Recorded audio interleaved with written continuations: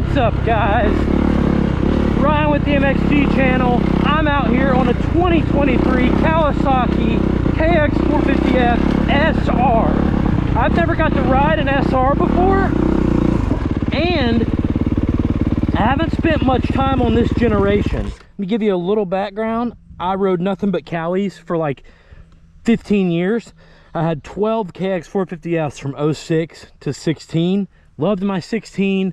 Was pumped about the 19 to 23 gen. Rode a 19 years ago. Didn't really like it that much. Wasn't super pumped with it. Kind of rode it off. Started working for a KTM dealer. Rode KTM since then, my last two bikes. So my buddy Cody Gillespie, thanks so much for letting me borrow this to do some videos on it. I always thought the SRs were super cool, but I hadn't got to ride one, and I really didn't think they make a ton of difference. But my first impressions after just a few laps on this thing, it does feel way different from that 19 base model I rode. So let's just ride the turn track here. Dissed it up a little bit ago. It's got no lines in it whatsoever. Weston's out there on his 50, just me. So let's just put some lines in and just kind of get a feel on this thing. After this, we'll do some more videos. We'll try it out in the motocross track. We're going to try it out in the woods a little bit. So if you're interested in this bike, or if you like listening to, you know, overweight dad bod 38-year-olds talk about how they feel on dirt bikes, subscribe.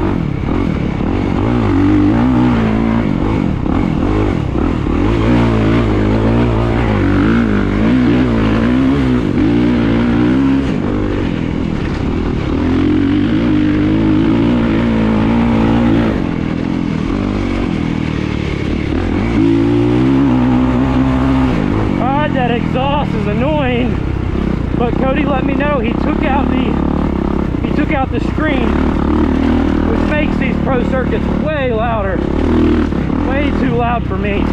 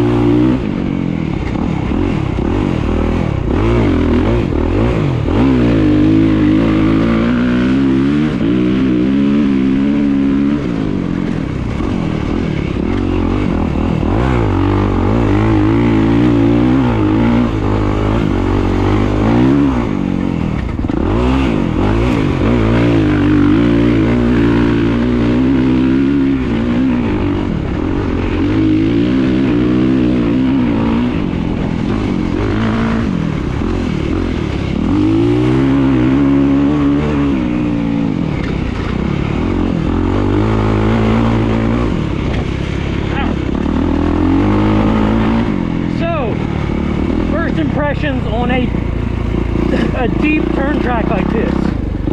It has very good snappy bottom. I don't remember the base model being so snappy. I know this one's got some port work and such, but it definitely feels crisper, snappier. But once you get past that low end, once you get into the mid, it falls a little bit flatter on top. Way more so than my KTM, at least.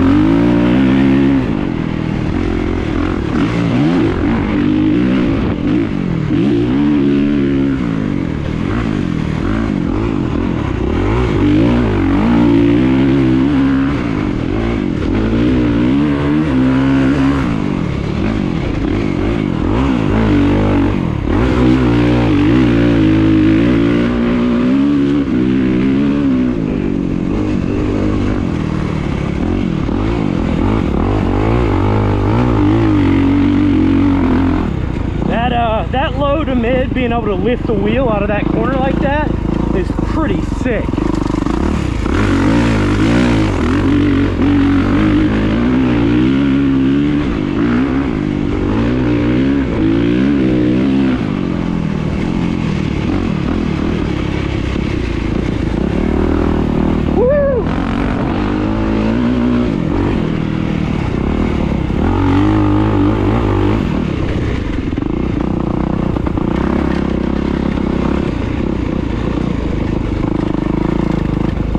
This thing does have a worn out tire on the back, a worn out Dunlop, which I don't even like those brand new, but we're gonna throw a battle cross on this tonight and try it tomorrow on the moto track.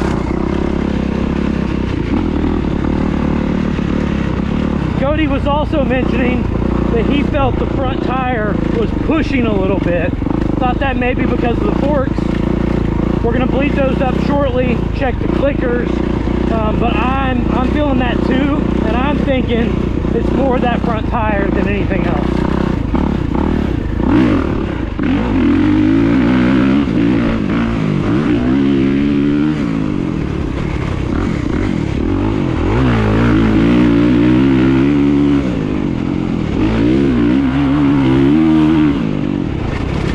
But you can absolutely slay some.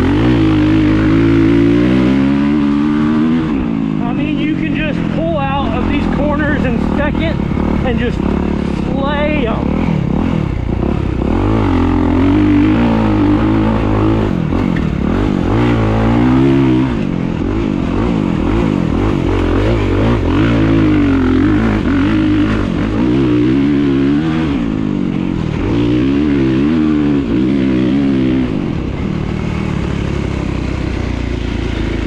Shifts really smooth. Cowie's got flack in the past for having clunky transmissions. I don't feel like that at all on this bike.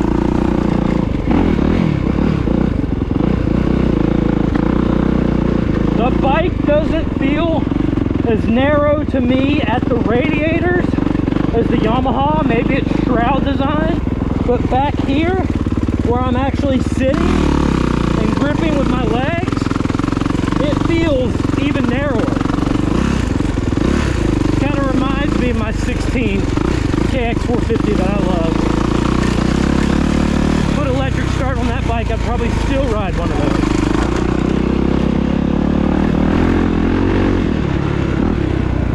This suspension feels noticeably different.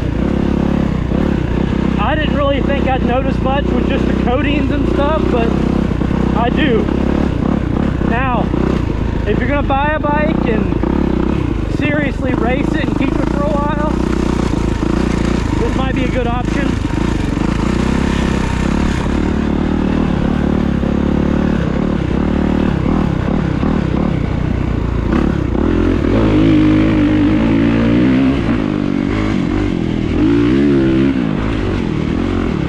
So when you just grab a handful, this just got so much.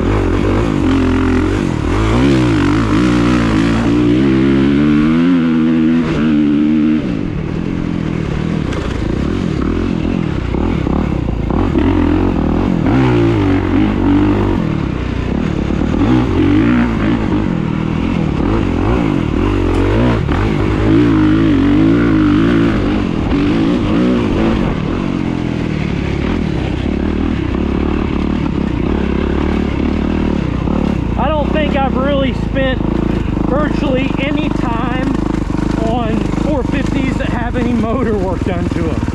Maybe our very, very early 450s, people used to do high compression pistons and cams and stuff like that, but even back then we didn't do any sport work. This is quite a difference.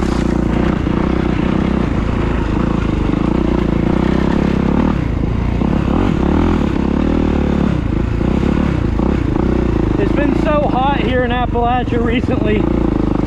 Me and Weston both. We've taken the last 6 weeks off from dirt bike pretty much. Done a little dual sporting, went on vacation. starting to look like it's going to get a little milder, so we're trying to get back into the swing of riding.